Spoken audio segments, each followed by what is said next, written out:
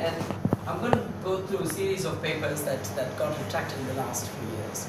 And you will see that not only papers that appear in Nature, but also in different journals get retracted. But there is some correlation in the sense that in many articles that I'll talk about often have this unique aspect, in the sense that these papers try to tell things that are absolutely sexy and absolutely sensationalized. These papers deal with things like curing diseases or making new cells and making extravagant claims that often seem to have problems. And so this paper that you probably all know, this paper has made headlines in many even newspapers that talked about the fact that you can take a cell, put it in an acid, and that turns into a stem cell. And then so stem cell has all these tenderness, and then you could use it for therapy, you could use it for whatever it is. And this paper turned out to be a manipulated paper, like something that's where the first author, and probably also the last author, doctored the data to sell it, to get a Nature paper out of it. And so this is the other paper that talked about the fact that there's a sociological paper that talked about the fact that if you live in a community where there are people who are very conservative in the sense that they do not tolerate homosexual people or lesbian people, but if you went and talked to them, and you talked to them in terms of raising awareness in the public, then you started to convert them into being more tolerant. It's a very interesting paper that has very good sociological implications, that says that we need to raise awareness and talk about existence of different sexual, people with different sexuality. And it turned out that this paper that was published by a graduate and his PI from the University of California, Berkeley, this paper was interesting. It was published in Science, and it was covered in everywhere, like even in New York Times, for example, saying that it is not a problem that the society, there are people who do not like homosexuals, but it's just that you have to go and educate them, right? It's interesting. So, few students from Berkeley, they approached this author and said they wanted to have this access to the data that they had, so that they can do some sophisticated statistical tools, so that they can reproduce within the data set. And then the first author of this paper said he cannot give this data because it is about privacy of the people who participated in the interview, which is very good. So the students said, that's very good. Please remove the names of the participants and try to give me just the list without revealing the identity. And he said he just expunged the data. He just set the data on fire. He deleted the whole set of data. And so that raised suspicion as to when you have an image that comes out of a processed data, where is the data, right? And so they went to Twitter, which is a social networking site, and then said that they don't give the raw data for the paper for which they published in Science. And so a friend of mine, who's also the founder of Retraction Watch, immediately contacted the Science editor-in-chief at the time, Maria, saying that they have to, if you have published a paper with this raw data, that they would have to provide this data. And so immediately the editor-in-chief of Marissa McNair, that she asked the authors to provide this data. When they couldn't provide the data, this paper was retracted, because it became very clear that there is something fudgy about this result. And this is an extremely interesting study. It was in every newspaper, giving hope that we could live in a world where it could be more tolerant. But the data was not there in order for us to even replicate. This is another stem cell paper that got retracted, and more papers. There are several papers if you go to Retraction Watch, and this is the one which is in the bottom, is the paper from a good colleague of mine from Columbia University, who had a cell paper retracted, who had a Nature paper retracted. And when I visited him a couple of years ago, he solely blamed the first author of the paper. Right? So I'm the PI, right? And he's the corresponding author of that paper. Since it's all faculty and scholars, it's okay to talk about it.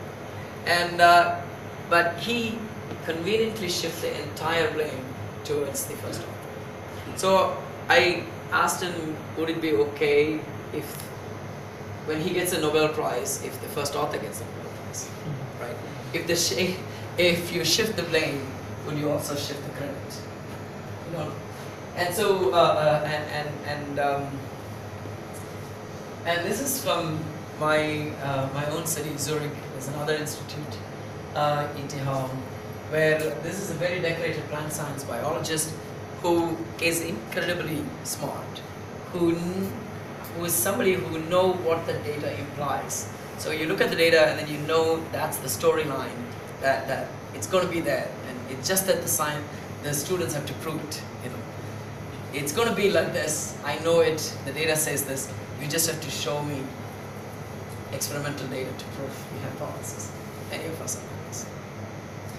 And it turned out that he is kind of right.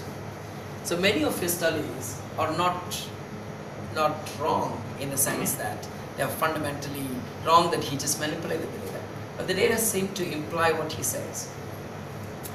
However, the problem was that in order to provide experimental proof, sometimes the controls don't work. They look different. And so what he would do, when the reviewers were to ask evidence for some of these hypotheses, he would actually take plots or images of plots that did not belong to this experiment, but then would fit it so that it belonged to that experiment. He had a folder in his computer called loading controls. So if you had an experiment, you could just run it and then put a loading control without even doing it for a 4-lane or 10-lane gel. And so these are not, I mean, I'm just trying to tell you the kind of fraudulence that occurs. But these are papers that gets retracted.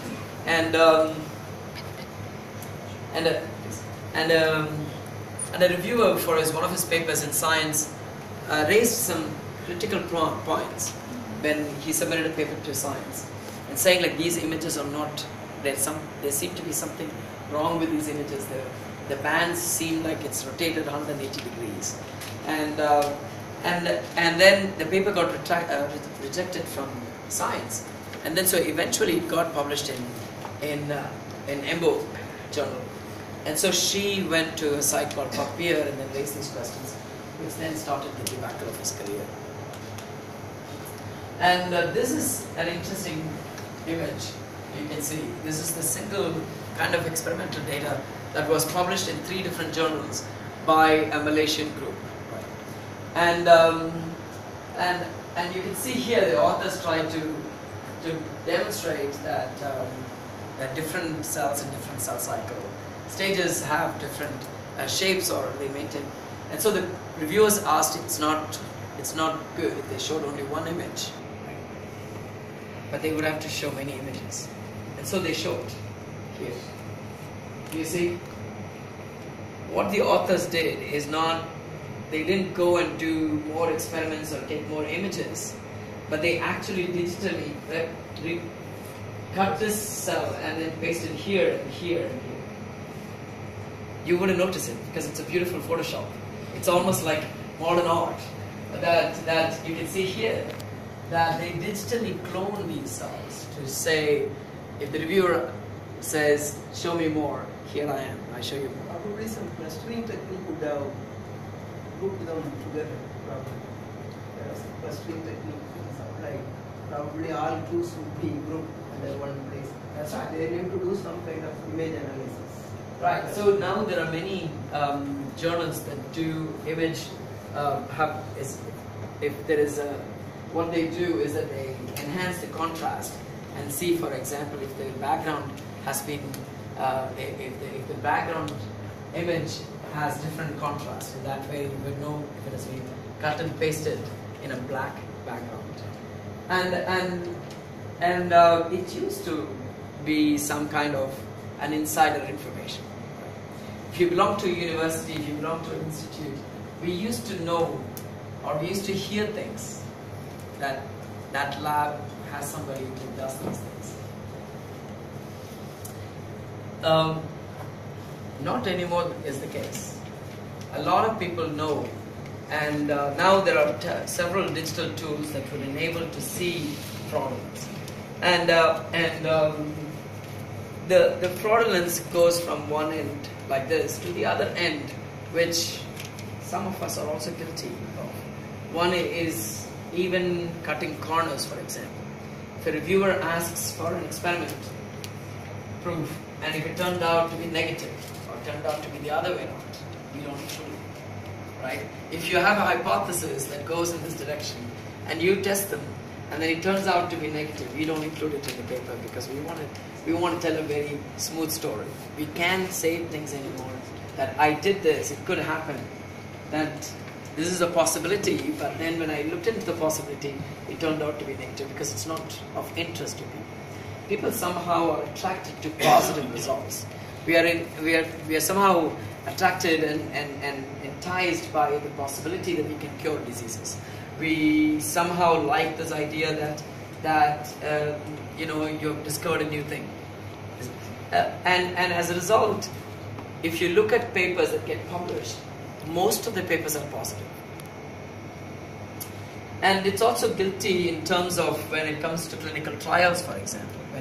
When people register to make clinical trials, if it is positive, they report. If it is negative, they just keep it quiet. And so this reporting, for example, is the same in terms of scientific research. So that is something that we have to think about. And the fraudulence also goes in a different way, is that the authors, when they submit to journals, in certain journals you can kind of recommend who should review and who shouldn't review. And so there are a group of journals that found, both from the Elsevier as well as the BMC journals, tracked down this criminal activity that the scientists did, is that they put their own names, not this name, the right name, but they gave fake names, but then they made email addresses to these fake names, and then made themselves reviewers of their own paper, right? So they would recommend some of these names, like whatever, Lawrence Rajendran, University of Zurich, but then give the email address something that goes to them. And so many authors reviewed their own papers, right? And so this is another shade of fraudulence that exists. And there is another fraudulence that occurs, is that a group of scientists from a university will found their own journal, right? And then they would review each other's papers and cite each other's papers. And so it's a lot shades of these fraudulent grays that exist in the system. And I'm not here to find faults, but I'm just listing these things that occur. And one thing that I ask is not really what can we do about it? Can we do anything about it?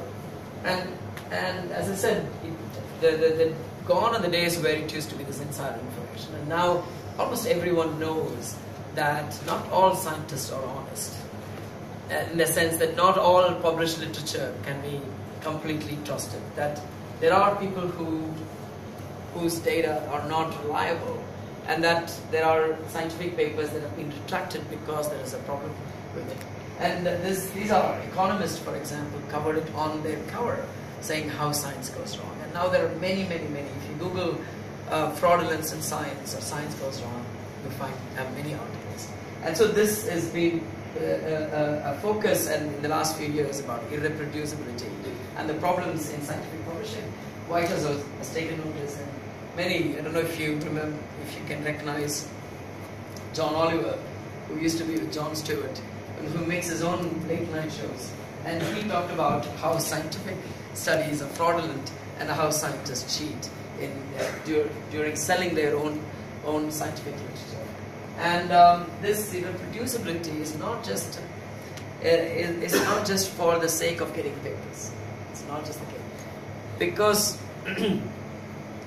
when you ask why people cheat, why do people behave the way they do in the terms of in the negative terms, one quickly comes to this conclusion that there are incentives to do this. It is not that my human nature, that without an incentive I'm going to behave in this way, but there is an incentive associated.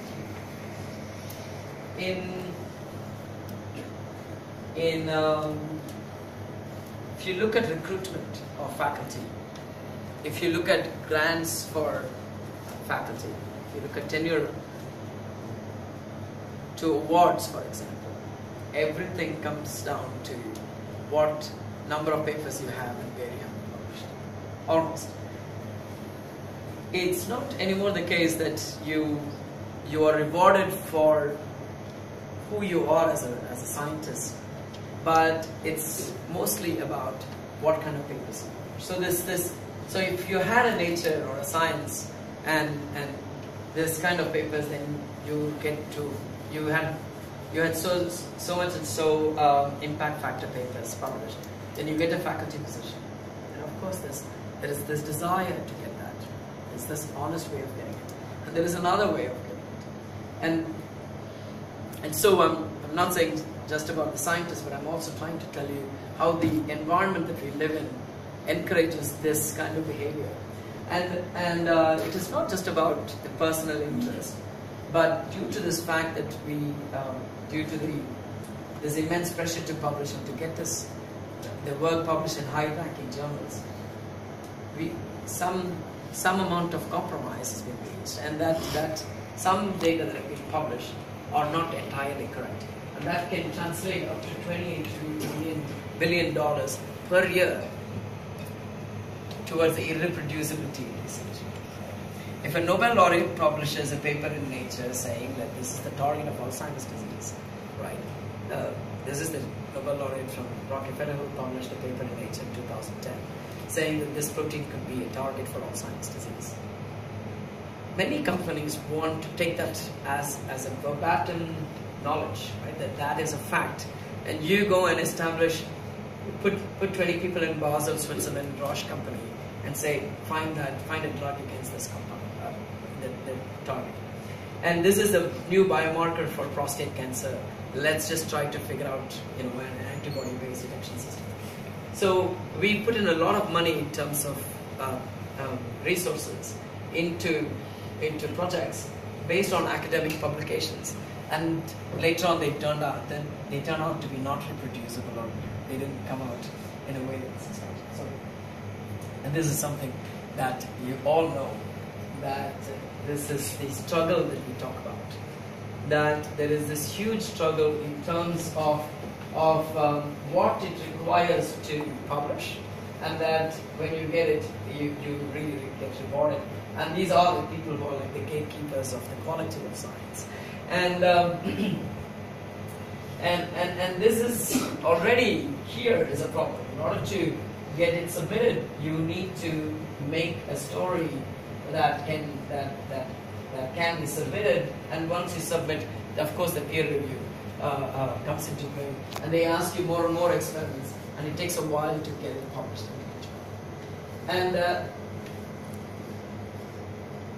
And this publish or perish culture that exists in science does many things bad. But one important thing that we have to consider quite much is the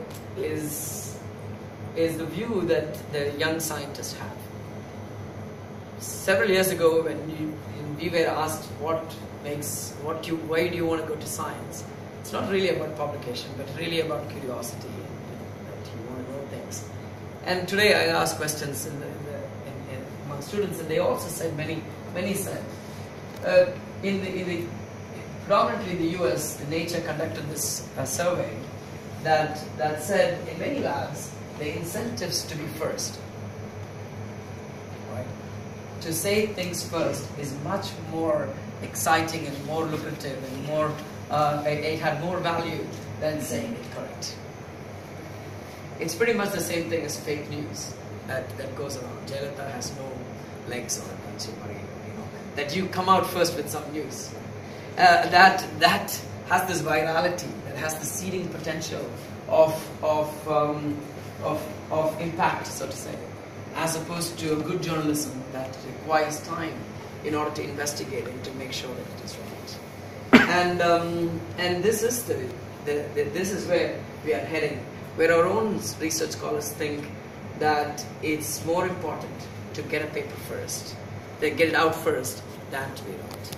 And so that affects many levels, quality and reproducibility, and also comfort and confidence in the data that we produce. And this is the final slide in terms of the introduction there. That when you look at the barriers that I talk about, the barriers to create knowledge, it's really the fact that you start with an observation, you start with a finding, but then in order to publish, you need to make it into a story, to a good story that goes into this journal. And we think that this could be a problem, that this could be a major problem that could underlie this entire the structural problem that we talk about, that stories somehow have taken priority other than facts. Very early on, in the 1970s to 1950s, that you used to have journals where they would publish in biochemical journal to JVC, for example. You say purification of an enzyme or isolation of an enzyme, part 1, and the part 2 you will come after some time. It's called purification characterizing biophysical characterization. Gone are those days. In today's world, you can't publish observation. You would have to put them in a context of a story. You have to package them, and then it has to be smooth. You cannot have rough edges. You cannot describe things that could, in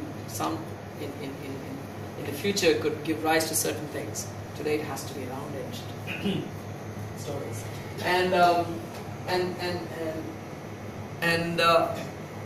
If you are Alexander Fleming, for example, or if you have an Alexander Fleming in your lab, where you make this amazing discovery or an observation, you come to the lab and there is a mold growing on a bacterial plate, and you think that voila, that's it. Right? This eureka moment that you see that it can wipe out bacterial diseases, and you see that this has enormous impact. Now you start to publish, and you go to a journal and say, look, all that I find is that whenever I go this particular mold onto bacterial plate, it always kills. So I think this has huge impact for medicine. And today, if you have to publish, in 1927, Alexander Fleming published pretty much that.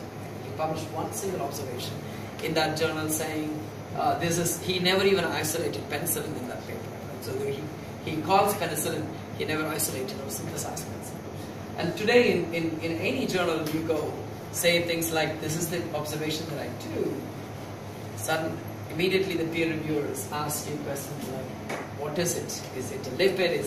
What's the compound? You have to isolate the compound. You would have to structurally characterize the compound. You have to, the most important thing that they like, the peer reviewers like, is that you have to identify the mechanism through which this action happens. And then if you aim for Science or Nature, you would have to cure half a population of Africa to demonstrate that this works. Today, scientific publishing works in this way, that you have to have not just observation, but extensions of observations and findings, and that you tell a very coherent story in order to sell your stuff. And we think that is a real problem. That's a real problem, more so for people like us here. Because when, in order to develop an observation into a story, you need resources. You need human resources. You need people. You need money. You need expertise, for example. And many times, you're not a chemist. You don't have chemists in your department, for example. You would have to go somewhere else.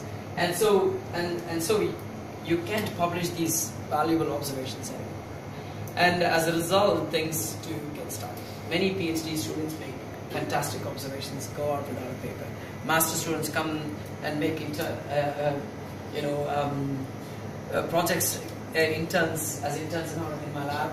They don't get to publish because there is no time to make a story out of these observations. So I think I hope you see the point that I try to make, is that we have come very far away from what actually defines science. Science was defined really by observing, being curious and observing things, and then building questions on it, as opposed to just packaging and selling stuff. And so we think a good solution could be not really to go on this witch hunt and saying like you're bad, but really trying to figure out whether we can create an ecosystem, an atmosphere, where scientists can, that does not require to be dishonest. So you're rewarded for being honest. And it's a very complex solution. And the complex solution, I don't think we could have a complex solution for a complex problem. There could be a complex solution. We think that there's one aspect that we could address is by allowing people to publish observations. So as I told you the whole narrative here, I hope you could appreciate the importance of observation. And that is something that nobody can take away from it. You probably are not, I don't have the expertise in making CRISPR-mediated transgenic animals, but I have a strong an observation that I find in my field, and I should be able to publish this. And so we now started in Science Matters as a journal for the first time that you could actually start to publish single observations without the need of a storyline or and many people claim this is super innovative and new and all that stuff, but it actually goes back several years. You can see here many people capitalized on the importance of observations.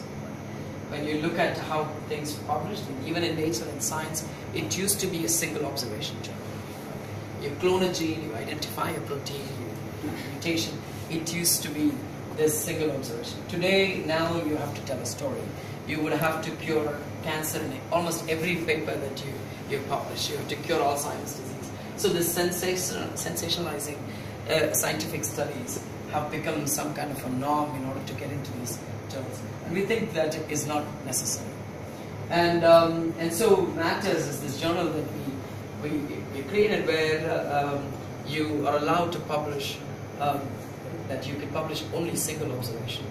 Let's say the Alexander Fleming story, that you don't know what the compound is, but every time you grow the mold on this bacterial plate, you take different mold, you take different bacteria, you heat, but you're around that one observation, but you have enough controls and you have enough samples, and every time it looks like the mold actually gets right.